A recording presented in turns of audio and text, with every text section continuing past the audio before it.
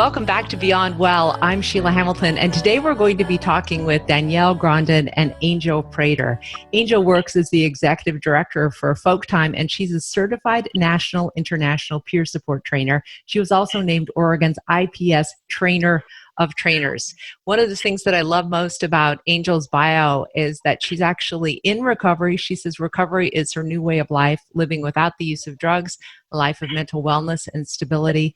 And she is promising anyone who wants to learn her techniques that she's willing to share. Angel, thanks for being on the show today. Thank you. Thank you for having us. And I'm pretty excited. And Danielle Grondin is Director of Training at Folk Time, honored to be part of the peer movement. Her schooling focused on sociology and civic leadership, and her lived experience illuminates the strengths and shortcomings of the current system of care. She's been an educator in many, many roles that is the intersection of social justice and sustainability and holistic healing. She's the Director of Training of Folk Time, and she specializes in intentional peer support.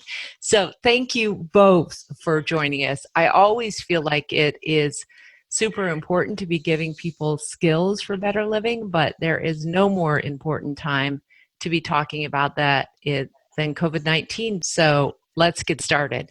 You guys have believed for a long time that the intentional peer support tasks could be applied to other modes of living and other modes of psychological struggle. Why do you think, Danielle, that it's important to apply these tasks during COVID-19? Yeah, I think as soon as COVID-19 challenges started to arise, I was super grateful that I had a framework like intentional peer support, because it's a way of viewing the world. It's a lens, so to speak, or just a framework you can use to apply to anything. But challenging situations is definitely the territory, I think, in which it shines, because it's about how you create mutual healing, how you do this with community and mutual responsible relationships. So with COVID stuff, it was just natural to say, oh, well, we know what to do because we've been doing this for so long. Right. I love that.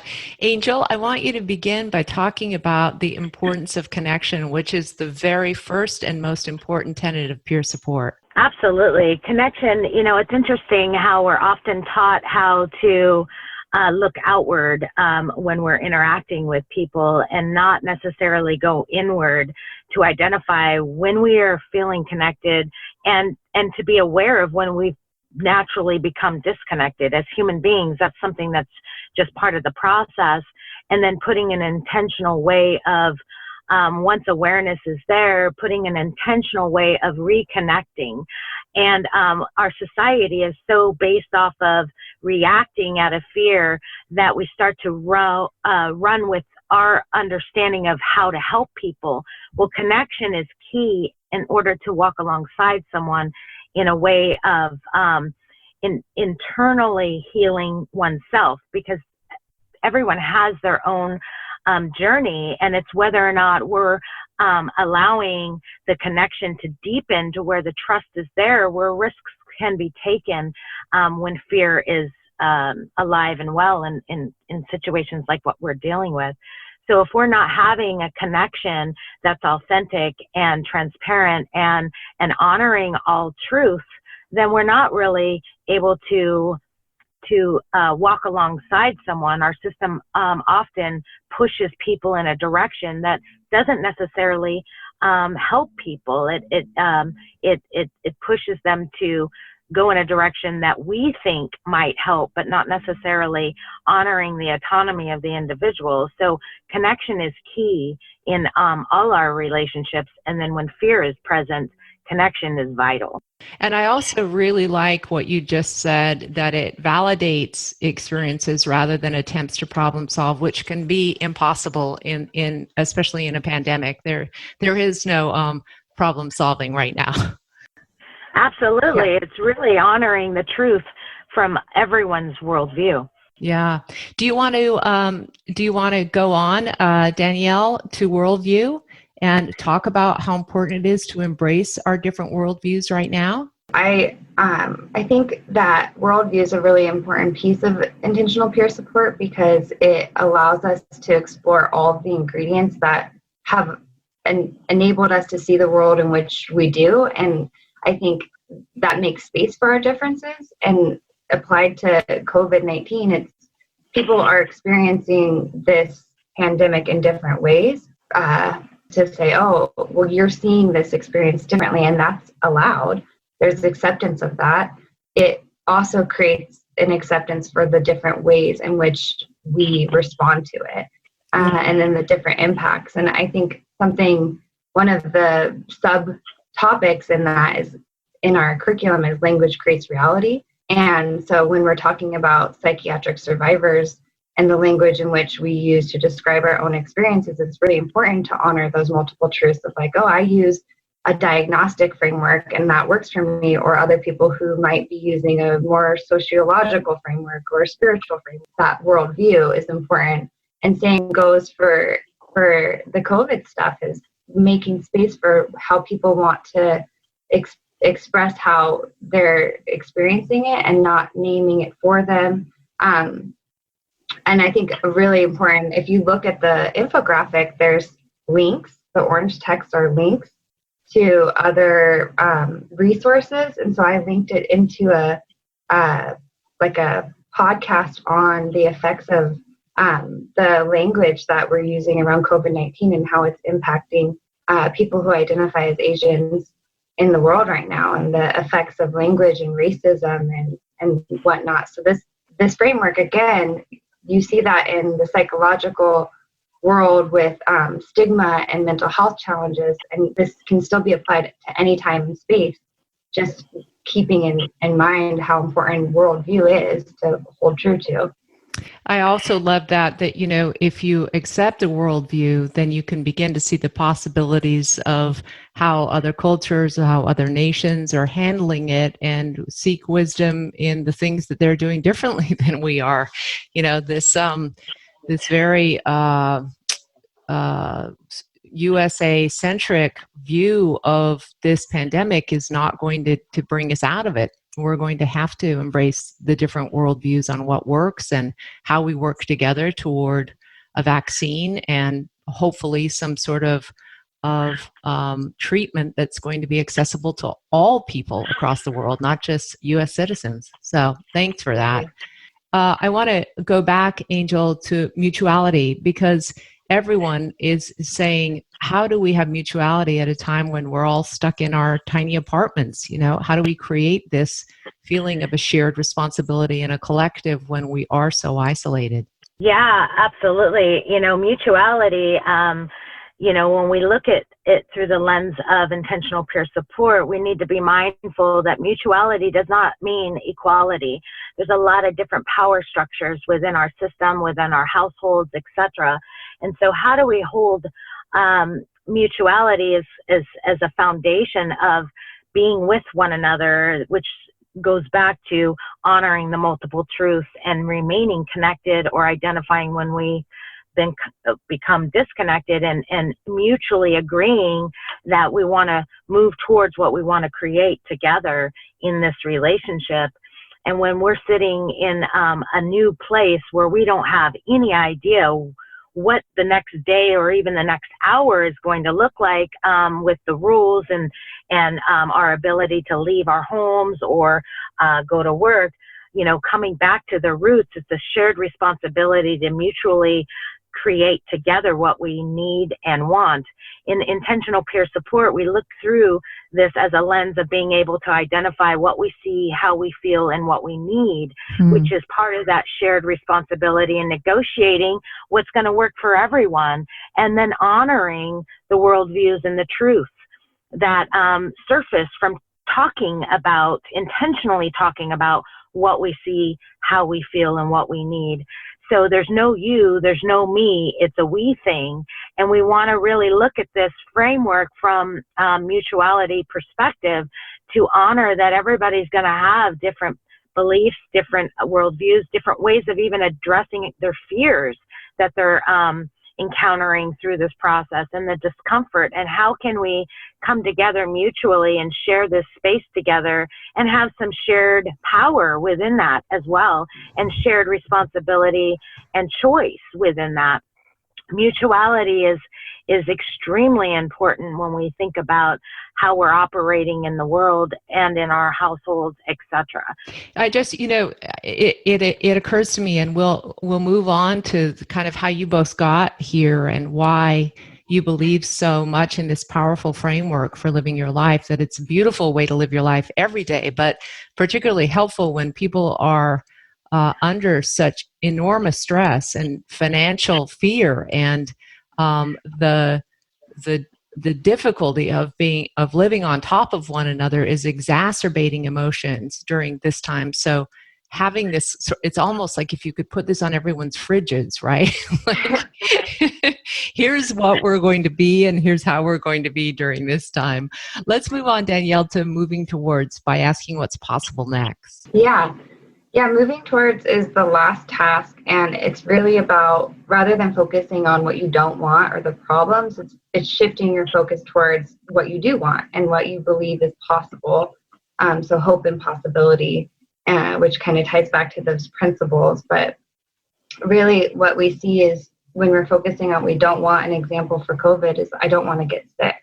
Mm-hmm. A shift towards what you do want or what you're hopeful for is how to stay healthy and well, or, that's not to negate the realities of what's going on, right? It's more about when we're focusing on what we don't want, our brain is also stuck in that negative thinking. It's a pathway in our brain and it just goes there. So it's really a challenge to shift putting our energy. And when we can do that, that enables us to also build the beliefs and actions that challenge that old way of operating.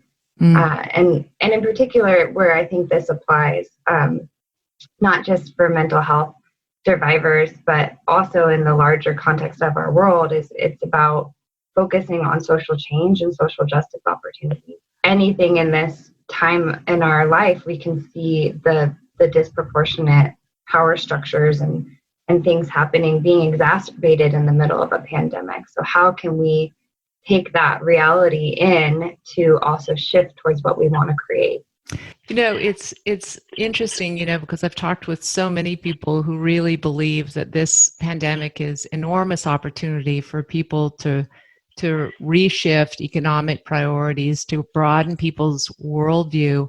But it's difficult to ask people to think about these lofty ideals when they're stuck in fear. So like I told you, I want to talk about how you guys each got there. Tell me where you started in terms of your fear level, your panic level, what you were experiencing in terms of your own psychological struggle, and how these peer support tasks help you move out of that space. In relationship to COVID or in our lifetime? No, in your Those lifetime. Are different stories. Yeah.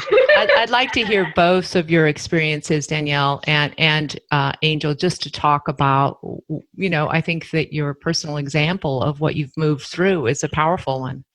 Why don't you go first, Danielle? Sure.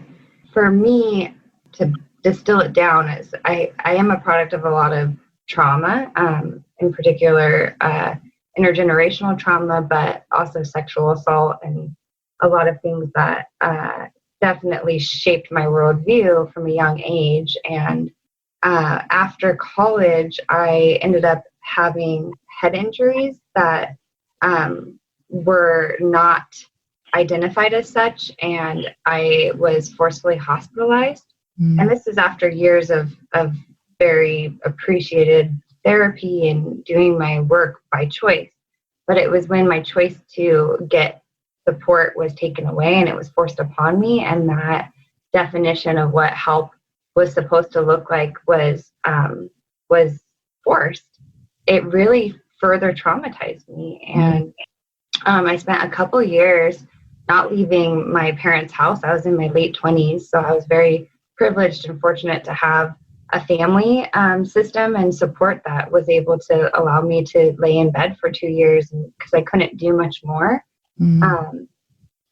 But yeah, that was a really hard part of my life. However, it really forged me in that fire. And once I was able to come back into different parts of the world, I started working as a peer support specialist, and I met Angel in my previous job through training, intentional peer support, and I that's like activism seed was sparked again, or watered, right? A seed. It was like, oh, this is in you, and I was able to really find a lot of healing and community and belief again in myself and what my own strengths were. And I was able to reclaim my narrative, the narrative from the mental health system and the mental illness narrative was really damaging to me. So once I was able to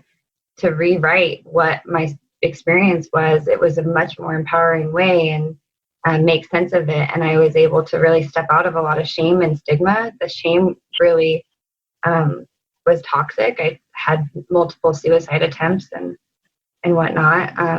So it was a long, hard process, but that was my crisis. And one of the sub lessons we talk about in intentional peer support is crisis as an opportunity. Mm-hmm. And I wholeheartedly believe that my crisis that I navigated has really solidified who I am and what I believe in. And I don't have any doubt in my abilities anymore because I've had to be tested in them and regain them, coming from a state of mind where I couldn't really operate in the world, and getting those abilities back has been so beyond beautiful. I appreciate getting out of bed. I appreciate being able to brush my teeth and have a conversation with you, Yeah, no kidding. Angel, describe what you went through. Yeah, thank you. Well, I'm a woman who identifies as being in long-term recovery. So I've been not using drugs or mind-altering substances for nearly 24 years now. Prior to that, I started using drugs at a very young age. The first time I smoked marijuana, I was 6, and then progressively got worse at 8, and LSD at 10. And then I left home at 16 and became a single mom at 18. So there was a lot of things that really shaped how I saw the world from very young. And when I came into this world of recovery and I learned about it, I went into treatment and spent 6 months in inpatient and started learning about how I saw the world was really an altered way of what a functioning member of society was doing. And so for me, it wasn't until I was off of drugs for 13 years that I learned about intentional peer support. And so the first 13 years I operated based off of how others helped me is how I helped others. And it was really grounded and foundationed in the 12-step program, which really saved my life. What I learned through that process was I always felt that there was something missing. And when because every conversation that I had, when I started to feel uncomfortable, I would default to, I'm in recovery. So my whole world was around being in recovery or being someone who identified as AKA an addict, and even to the dentist. And so when I started to realize that everything in my life was based off of that, and then and I didn't feel comfortable having other types of conversations with other types of people, I had a light bulb moment. And then that light bulb moment really shined once I was trained in intentional peer support 12 years ago. Wow. And I learned about seeing things in a different way, and how can I expand on who Angel is and not just limiting myself to this one pathway of what my life could look like. And being okay with taking some risks, because I was told not to go outside of my comfort zone, which really kept me stuck. Getting out of my comfort zone allowed me to grow through some of the discomfort and blossom as a human being. And so intentional peer support, we have what we call the 4 Ps, really the 5 P's, but the 4 P's of fear, which is the first P is predicting an outcome. When fear is, surfacing, we start to predict based off of our worldview. Right. What then leads us to reacting and prying with questions internally and externally to try to avoid that prediction to happen. And then the third P is then we start to prescribe what we think needs to happen based off our prediction and our prying, right? And it's a patterned reaction to fear. And when we're reacting out of fear and we go through these 4 P's, there's predicting, prying, prescribing, which then creates a sense of power over, like we're an expert of something. And that eliminates the opportunity for the 5th P to happen, which is hope and possibilities, and exploring other ways of being in the world. And I not only do that in every aspect, but of my life today, including work, but really with my children. And when fear is there, I naturally jump into this predicting that with my daughter, one of my daughters, I won't go into too much detail, was really, really struggling. And as a mother, I wanted to keep her safe. And I found myself for months and months not sleeping, barely eating, because of the things that she was experiencing were keeping me in a place of trauma and fear. And I was reacting out of that in that 4 P's, which then created this distance between us, which she pushed me further and further away the more I reacted, because I was stripping her power. Wow. And when I realized this was happening, and being somebody who lives with suicide thoughts, etc., it was making me more and more sick, in a sense of I couldn't get out of this pattern. It was a reaction.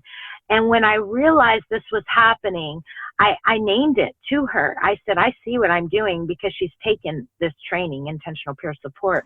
I said, Mom's been reacting out of fear because I'm terrified, and I'm sorry. I'm creating more problems than I am being helpful. And what can we do together? And can we reconnect?